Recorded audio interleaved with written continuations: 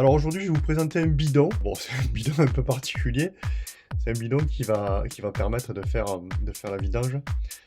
Donc sa particularité, c'est que c'est un réservoir. Habituellement, j'utilise une bassine. Ça m'a paru sympa. Donc je vais essayer. Et voilà, donc on l'allonge. Ça fait ici réservoir, enfin un réceptacle, comme une bassine. On ouvre bien évidemment le bouchon de remplissage. On a ici un évent pour pouvoir faciliter le remplissage. Sinon ici on a un engouffrement qui se fait et l'huile ne descend pas. Donc ici il est impératif d'ouvrir le bouchon d'évent. Les bouchons, on peut les glisser dans ces petites fentes. Bon, c'est pas très... bon, on s'en fout de toute façon. Mais bon, ça sert à ça. On a ici... après, une fois qu'on a terminé... et qu'on va à la déchetterie pour vidanger l'huile dans le conteneur qui récupère l'huile usagée.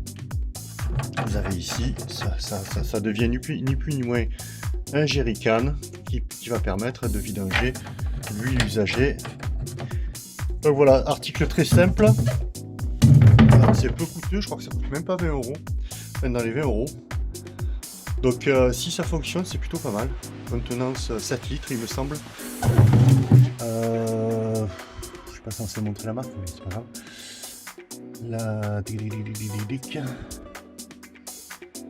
Ouais, il me semble que c'est 7 litres, oui. Donc ça, il me semble que c'est 7 litres et ça comment ça s'appelle? Il me semble que c'est 7 litres, donc ça vraiment, ça couvre beaucoup de véhicules. Hein. On va pas vidanger un camion, encore je sais même pas combien ça contient un camion. Mais là, vous voyez, on a ici je l'avais même pas vu le détail. Donc les bouchons, la vidange, on transporte et on va mettre ça au recyclage. Bien entendu, puisque l'huile se recycle tout à fait. Et c'est très important de le faire. Ah voilà, c'est marqué ici, en tout petit. Bien entendu, j'ai pas mis natif ou rien. 8 litres. Donc c'est plutôt pas mal. La vidange, c'est une Fiat 500, je crois qu'il y a 4 litres dedans, donc c'est largement suffisant. Allez, on va l'essayer, puis on fait le point. Alors voilà, la bassine est positionnée, la voiture est levée. On va défaire le bouchon. Le seul inconvénient, c'est qu'ici, j'ai le filtre à huile, donc je pourrais pas couvrir les deux. Donc il faudra que je fasse le bouchon, faire la vidange ici, puis après défaire, contrairement à mon ancienne bassine où elle couvrait quand même tout, puisqu'elle était relativement large. Là, je suis limité à la verse de l'huile du carter. Je verrai après pour défaire le filtre à huile. Normalement, il va falloir que je le fasse en 2 fois. Donc là, on va essayer de... Voilà, tac. Alors ça s'écoule relativement bien. Ça suit bien. Il n'y a pas de débordement. Il n'y a pas eu de débordement. Je sais pas si on voit bien là, parce que je vois pas ce que je filme. Mais je pense que c'est bon. Mais effectivement, ça fait assez bien le job. Le bouchon, on va le poser là. Hein. Je vais m'essuyer les doigts. Voilà. Bon, là c'est plutôt pas mal pour l'instant.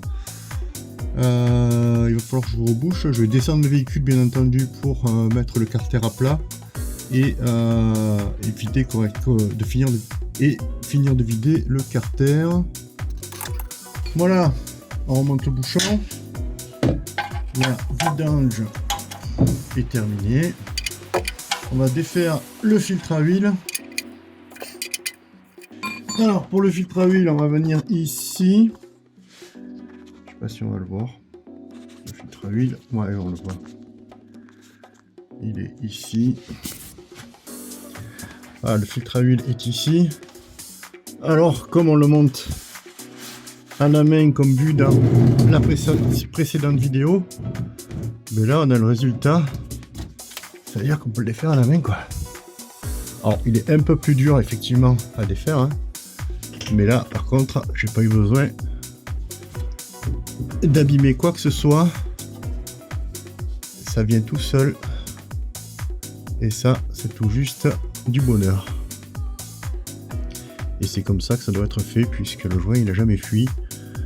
Donc c'est que la solution est la bonne. j'ai toujours vu faire ça, et j'ai toujours fait ça, et ça a toujours fonctionné. Hop là, voilà, on va vider aussi le filtre à l'intérieur. On vide aussi le filtre à l'intérieur de la bassine. Je vais un petit peu la baisser, la vidéo. Hop là, voilà. Et la caméra, surtout. Voilà. Alors, ce qui est pas mal, c'est que ça fait un petit appui aussi pour poser. Voilà, ça fait un petit appui pour poser le matos. C'est du plastique, donc ça se nettoie, plastique noir en plus, donc comme ça au moins ça se nettoie très facilement. On va remonter le nouveau filtre, et puis voilà. Alors on fait un point tout à l'heure quand j'ai terminé. Alors juste pour rappel, donc ce qui a été possible, le démontage aussi facile du filtre à huile, ça a été à la base d'avoir graissé le joint avec de l'huile et de l'avoir monté surtout à la main et non à la clé. Voilà, donc léger graissage hein, sur le joint, ça évite qu'il finisse par coller. Voilà, hop, et on remonte le filtre. Alors voilà, le résultat, ça a bien été contenu dans le petit réceptacle. Moi, ce que j'avais peur, c'est que ça finisse par éclabousser de partout. Non, ça a bien été géré. Tout a été dans ça n'a pas débordé. Tout a été dans le bidon. Ce que je disais aussi, c'est que ça fait quelques supports pour pouvoir poser ce qui est sale, hein, notamment le filtre à huile, l'ancien filtre à huile. Je vais nettoyer.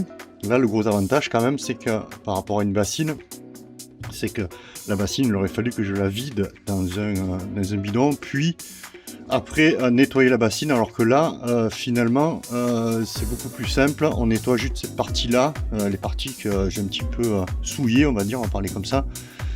Et je referme, le bidon est prêt à partir à la déchetterie, donc on ne jette pas le bidon, bien entendu, on jette juste le contenant depuis le bouchon de surverse là-bas. Et puis c'est plutôt pas mal quand même, hein. Donc je l'adopte.